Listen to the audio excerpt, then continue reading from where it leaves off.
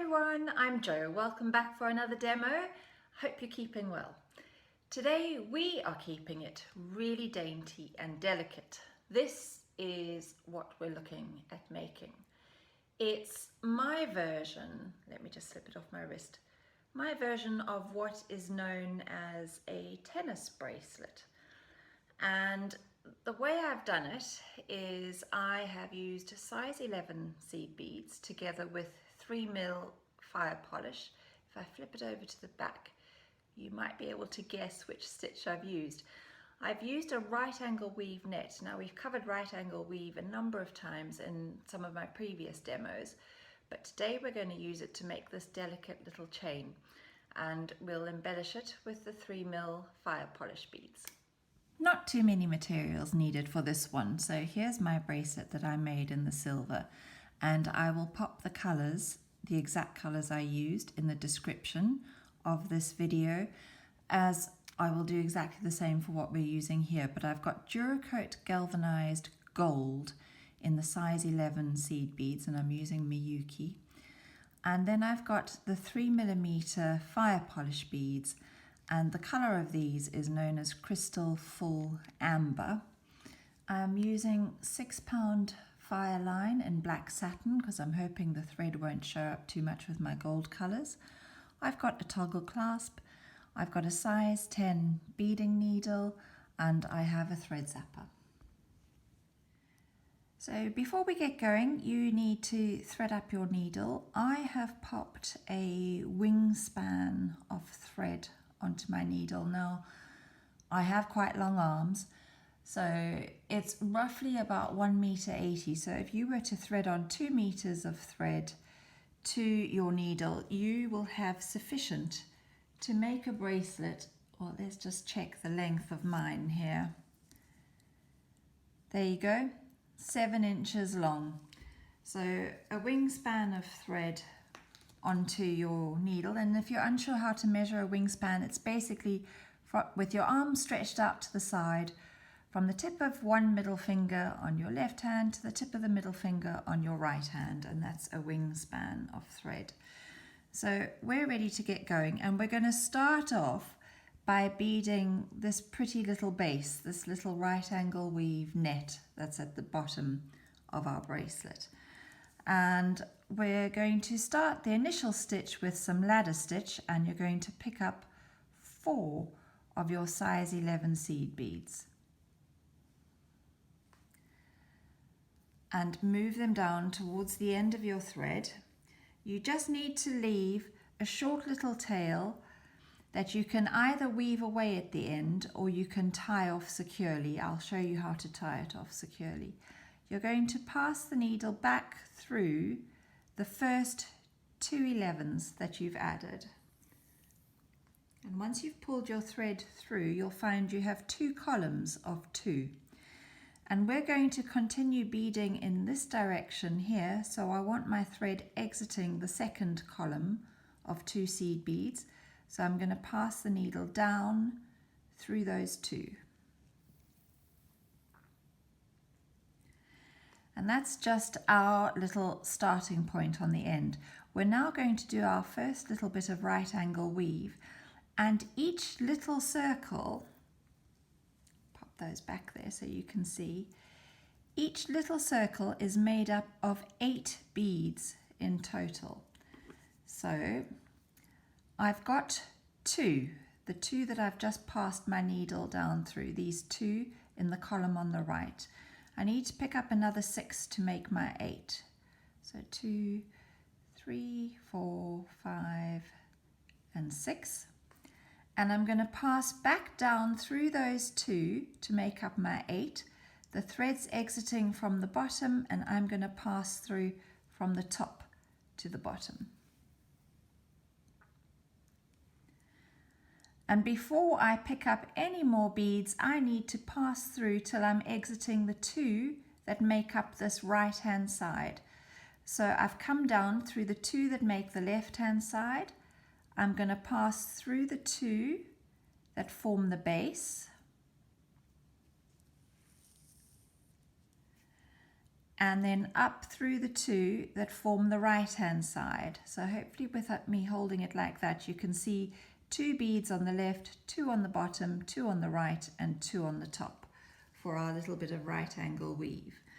And to get that tennis bracelet feel, so there's a little gap between each one, we're just going to do another little ladder stitch with 2 beads. So pick up 2 of your 11s, and I'm going to pass, this time going from the base to the top, through those 2 beads on the side. And just as we had in the beginning, I need to get to the edge of my work to continue, so I'm going to pass the needle back down through those 2 I've just added. And I'm ready to do my next little square, or it looks more like a circle at the moment, of my right angle weave. I've got the 2 that I've just passed down through, so I'm going to pick up 6, 3, 4, 5, 6.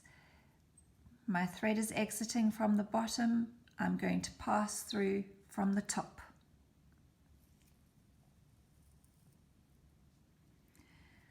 And again, I need to get to the edge, so I'm going through the 2 beads that form the bottom edge. Sorry, my thread just got caught in my ring. And up through the 2 beads that form the right hand side.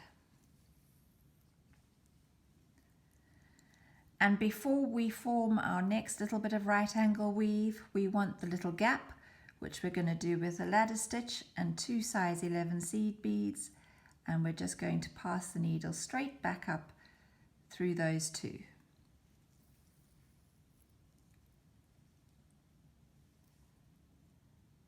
And as we've done before, we're going to pass the needle back down through the 2 we've just added, so that we can add on our next little bit of right angle weave. Right, let me pop that down on the mat so that you can see it a bit better. So we started with ladder stitch, we did a right angle weave, another little bit of ladder stitch, right angle weave, ladder stitch, and this is how we're going to continue the whole way along. So I now need to pick up 6 of my size 11 seed beads. 2, 4, 6. And I'm going to pass back down through those last 2 beads we added, making up the 8 in total. 2 for the left, 2 for the bottom, 2 for the right, and 2 for the top. Pass your needle through the 2 for the bottom and up through the 2 for the right. And before we go any further, we're going to do our 2 11s in a ladder stitch on those 2 that we used on the side. And pass back down through the 2 you've just added. Ready to pick up another 6. And so you continue. You can see it's very repetitive to the end. So I've picked up 6. Through those 2, the last 2 I added, making up my 8 for my right angle weave. Pass the needle through the 2 that make up the bottom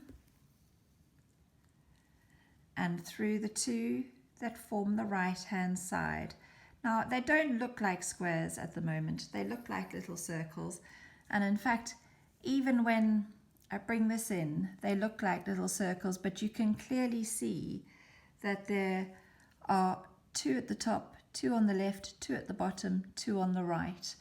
So you're going to continue with this pattern until you've beaded a stretch long enough to fit around your wrist. Now for my 7-inch bracelet, I have done 21 of these little right angle weave circles, just to give you an idea. So I'm going to come back to you when I've got to the end of my stitch. I've just completed my 21 little circlets of right angle weave with a little bit of ladder stitch connecting each circle to the next. So hopefully yours is looking a little like this now. And in fact, if you're going for dainty, it's really quite pretty just as it is without any embellishment. But we of course are going to take it a bit further, and we're going to embellish it with some sparkles. Now we've beaded all the way from the left to the right, and when we embellish it, we're going to be beading from the right back to the left. So while we are down this end, we're going to add in one side of our toggle clasp. And again, no rules, but this is the way I'm doing it. I'm picking up just 2 of my size 11 seed beads. You can see I ended my beaded strip with 2 little beads added on to the ladder, as if I was going to start another circle again. So I drop my 2 size 11 seed beads down. I'm then going to pop the needle through the connecting loop of my toggle, and I am going to pass back down through the first one closest to the toggle of those size 11 seed beads. I'm just popping my finger there because otherwise it's going to go off the mat. So I have added 2 seed beads, gone through the toggle and back down through 1 seed bead. I'm going to pick up 1 more before passing back down through those 2 that I ended with my ladder stitch on my beaded strip. And if I pull that in tight, you can see it's just a really neat finish. And as I always say, because the clasp takes the biggest hit, the most wear and tear, I'm reinforcing it by going through all those beads I've just added once more. It's just retracing your steps and making sure that that clasp is going to be totally secure. So now we're ready to embellish, and for the embellishing we're going to use, if I can just get that to sit straight on that first one, we're going to come back through these beads on the side, and then we're going to use the top and the bottom, so the top 2 and the bottom 2 in each little circlet, the top 2 and the bottom 2 to add in our fire polish. So before I pick up any beads, I'm just going to follow the thread path and pass up through the 2 on the side. And now each time I come through the top 2 or the bottom 2, my needle is going to be pointing towards the left hand side. So I'm going through the top 2 beads with my needle going from the right to the left. I'm going to pick up a fire polish, so one of my little 3mm fire polishes, and I'm now going to come through the bottom 2. Same direction, the needle is pointing to the left, so I'm coming through from the right to the left. And that first little fire polish will just sit neatly in that first little ring of right angle weave. I now need to come through my ladder, my connecting ladder, so I'm coming up through the first 2 and down through the second 2.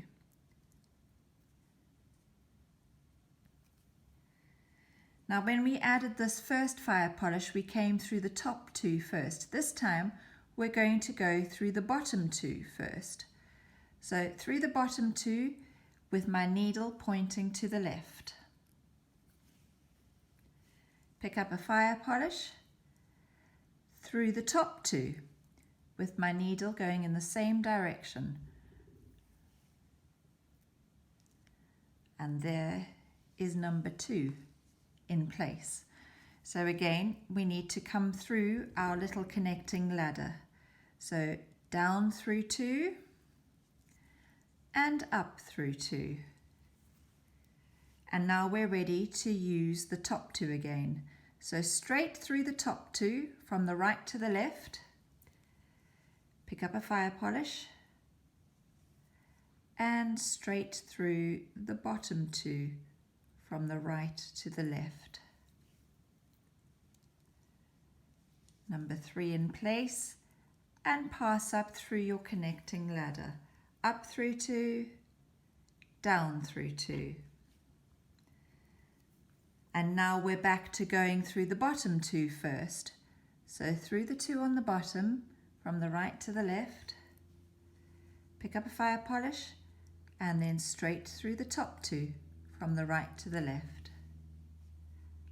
And don't let your thread get caught around the fire polish beads you've already added.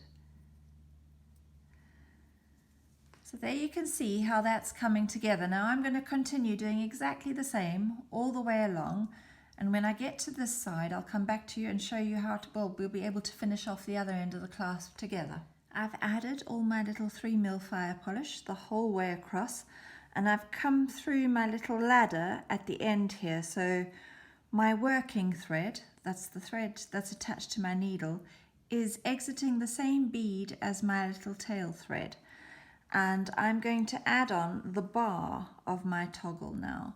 Now when you add on the bar of your toggle, you need to add a couple more beads than you added on here. This needs a bit more flexibility to be able to pass through the loop of your toggle. So I only added on 2 beads here before I went through the rounded end of my toggle. And this time I'm going to add just 3, one more. 3 beads. Pass through the little connecting loop of my bar, keep that tail out the way, and I'm now going to pass through the 2 11s that are closest to my bar.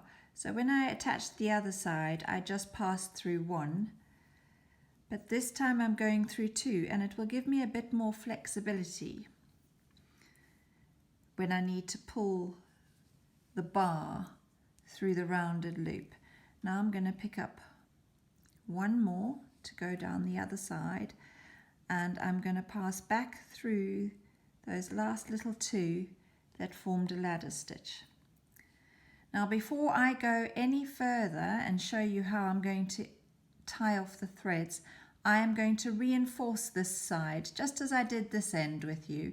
I'm going to reinforce this side by passing back through all the beads again, and then I'll show you how to finish it off. Just been through all those beads again, I'm exiting in the same place again, so I can now tie this tail thread. Well, you can either weave it away, but I'm going to tie it off this time. So I'm going to use a surgeon's knot, which is just an ordinary knot to begin with, and then the second time you pass the thread through the loop once and through the loop a second time and pull tight. And that's your surgeon's knot. And to avoid snipping off the knot, I'm now going to take the end that has the needle, that's attached to the needle, and I'm going to follow the thread path back towards the right. I'm just going to pass through a couple of beads, because what this is doing is it's pulling that knot that I've just tied, that surgeon's knot, it's pulling it inside the beads so that when I come to snip it off, there's no chance of me burning through the knot I've just tied and all my work unraveling. So I've passed through a couple of beads there, and I'm now ready to zap that end off, or with your scissors or your thread zapper, whatever you prefer to use, and this end.